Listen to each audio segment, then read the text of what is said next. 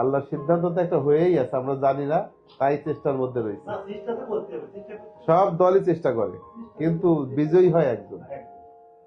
আল্লাহ যাকে বিজয়ী করবেন সেই হবে। আমরা চেষ্টা করতে থাকি আল্লাহ ভরসা। অন্তত পক্ষে আমাদের মধ্যে যে কয়টা দলই আছে, যে সৌহার্দ্যপূর্ণ আচরণ যেন থাকে। কারণ বিগত সময় রাজনীতিগুলো বড় নষ্ট ছিল।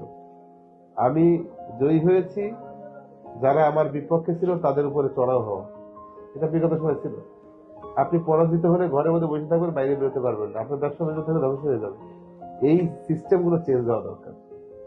যদি চেঞ্জ না হয় তাহলে রাজনীতির বিভিন্ন দল থাকবে, একটা দল থাকবে স্বৈর শাসক, যার খুশি যে দল করবে, যে হারবে যে জিতবে নির্বাচন বন্ধ, শেষ, পরে আবার যা চাই। কিন্তু আমাদের কালচারটা পরিবর্তন করতে হবে।